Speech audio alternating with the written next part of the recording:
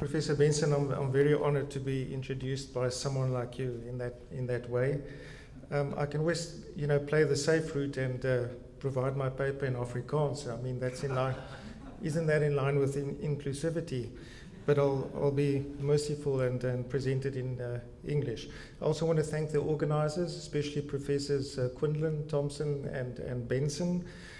for also providing me with the opportunity to present a paper and I nearly said more importantly to see Australia for the first time. I'm really astonished with the friendliness in this country, and I'm going back on Saturday to South Africa and I'm already missing Australia, so I think that says a lot about my experiences. So the correct topic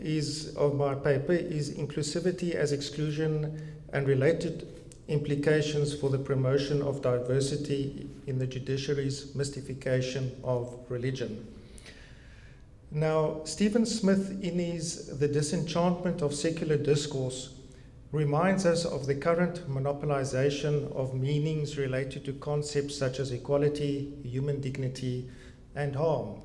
We just heard now something about offense.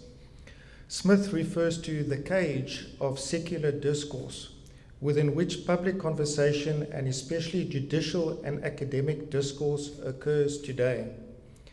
Meaning connoted to inclusivity by the powers that be in liberal democracies surely overlaps with the monopolization of meaning alluded to in the above. Inclusivity, like human dignity, equality, and harm and offense, discrimination,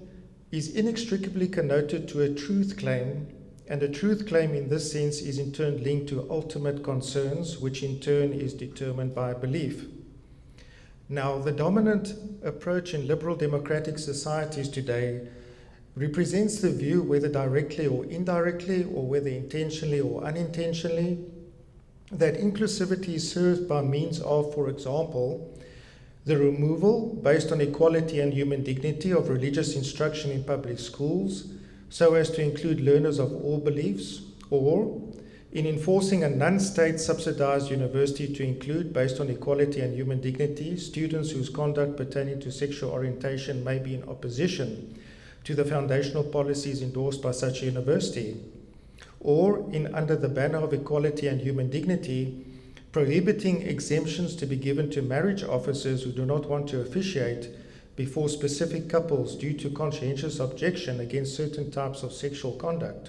or to include, in accordance with the protection of equality and human dignity, spiritual leaders in churches whose conduct related to sexual orientation is not in conformity to the essential doctrine of the church, or to have Catholic adoption agencies also include same-sex couples as prospective parents based on equality and human dignity. There are many other examples. However, the important thing being the reminder that there are many practices related to exclusion in liberal democratic societies that pride themselves on being inclusive. Having said this, with reference to the examples referred to above, the other party ends up being restricted or excluded, such as the taxpayer, parents, students, marriage officers, members of churches, and those running religious adoption agencies.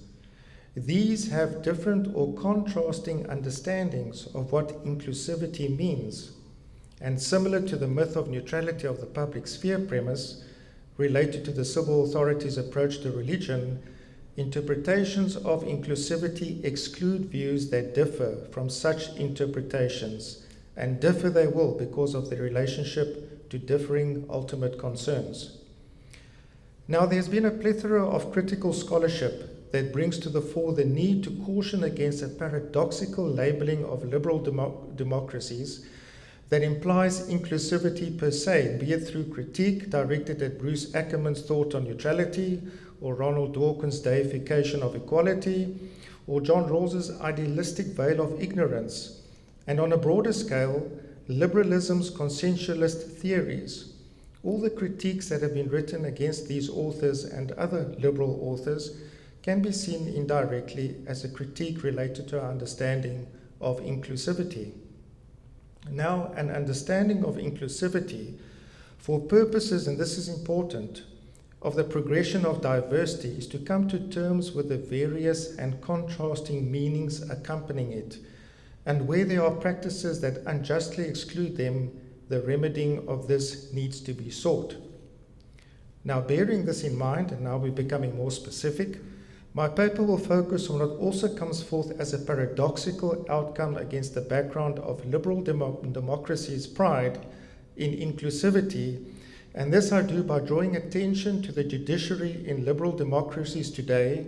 that explicitly labels religion as that which may be irrational and even bizarre.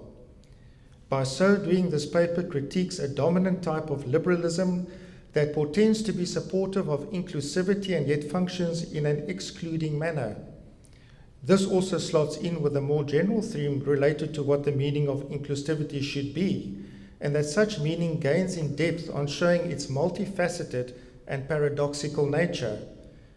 My paper relates to encompassing generalizations by the law, in this case specifically the courts, pertaining to the boundaries of belief and the rational, or of belief and the irrational, which could be influential in how we may perceive the boundaries of the law itself, and ultimately whether the inclusivity label attached to liberal democracies and their constitutional jurisprudence is truly inclusive.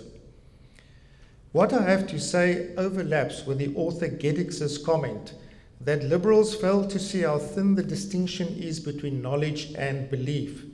and that they seem to be ignorant of the possibility that religious claims might be rational or that secular claims might be irrational.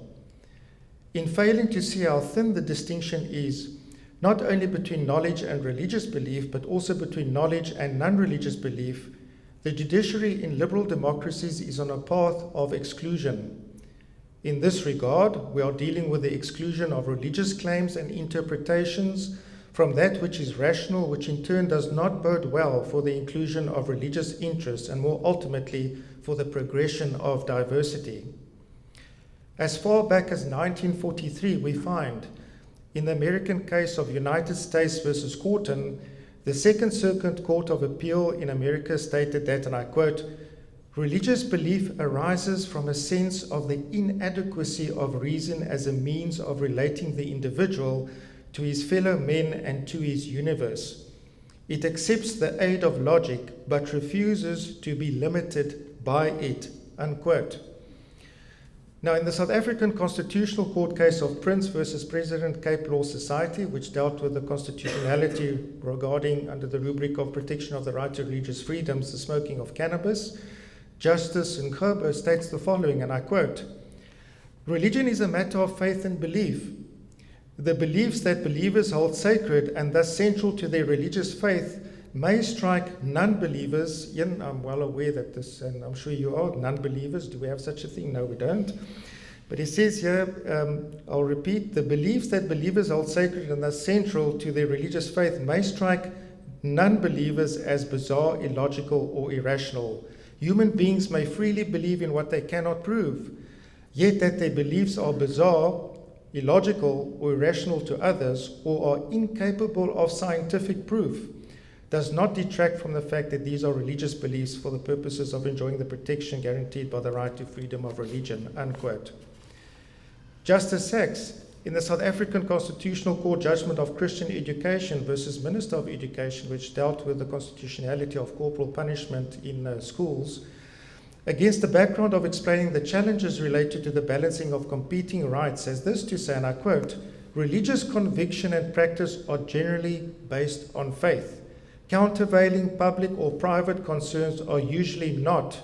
and are evaluated mainly according to their reasonableness," unquote. And shortly preceding this, Justice Sachs speaks of the weighing of considerations of faith against those of reason, unquote. Now, this implies that religion should be viewed as mainly based on faith,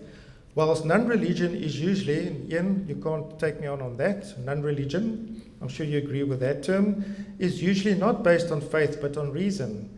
This therefore lends itself towards labeling religion as exclusively being prone to that which is not in line with reason, which is very exclusive. This connotation of religious belief to that which may be viewed as bizarre, illogical, and irrational by the Constitutional Court of South Africa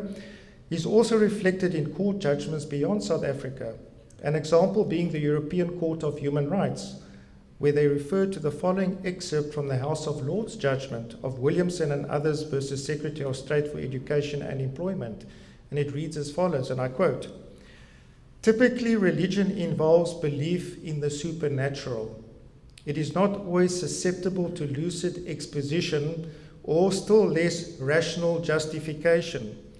Depending on the subject matter, individuals cannot always be expected to express themselves with cogency or precision. The language used is often the language of symbol and metaphor. Depending on the subject matter, individuals cannot always be expected to express themselves with cogency or precision," unquote. In Stewart versus Botha, the South African Supreme Court of Appeal was confronted with a delictual claim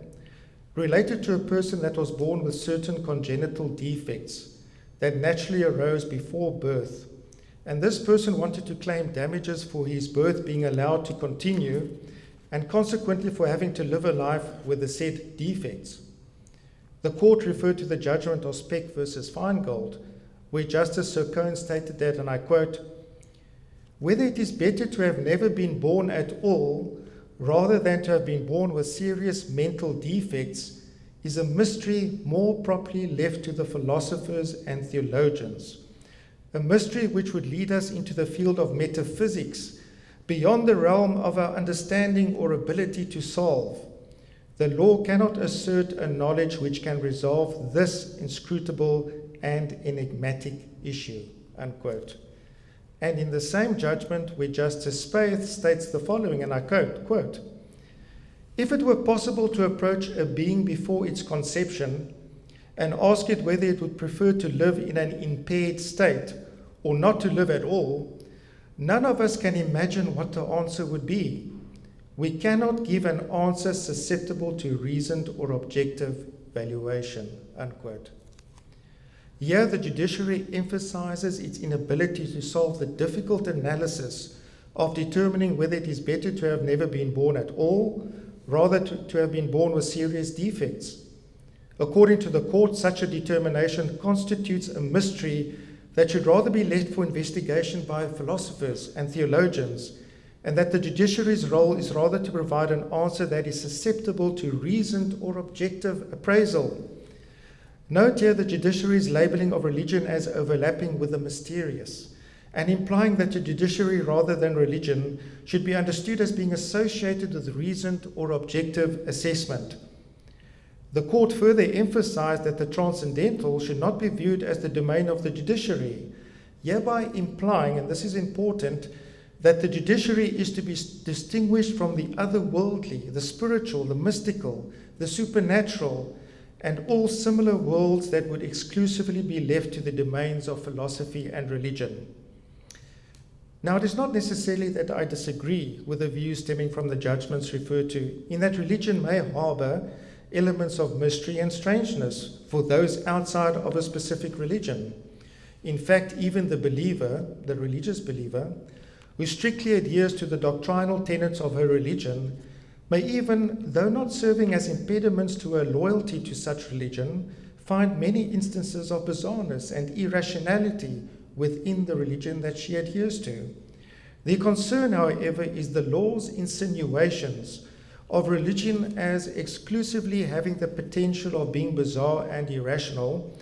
which in turn runs counter towards an understanding of inclusivity that includes religion within the domain of the rational. In this regard, approaches taken by the judiciary are not supportive towards the inclusion of religion into the domain of the rational, or of non-religion into the domain of the irrational. Now, this is in line with Paul Horowitz's comments that the general inclination of the judiciary to smuggle in a set of conclusions that give unfair advantage to non-religious interests, and the judiciary's labeling of religion as potentially being rational and bizarre serves as a good example of this. Stephen Carter, is of the view that the accusations of superstitious nonsense by the secularist ideology is in itself nonsense, because of its own superstitious nature, and that there is no prominent theorist in the liberal fold who dissents that none of the fundamental principles of liberal reasoning can be justified without looking outside the principle itself. According to Carter, and I quote, "It is relatively easy to scoff at the idea that God's will is relevant to moral decisions in the liberal state. But the citizen who religiously devout might ask why the will of the Supreme Court of the United States is more relevant and more logical and more rational to moral decisions regarding God." And I conclude, by critiquing the judiciary's labeling of religion as that which is prone to be nonsensical and irrational, this paper brings to the fore a practice that questions the credibility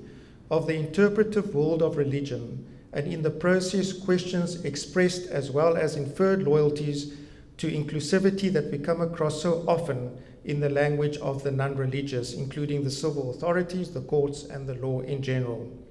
And this in turn adds to the plethora of preceding scholarship that has addressed the paradoxes in liberal societies related to assumed inclusivity, and by doing so,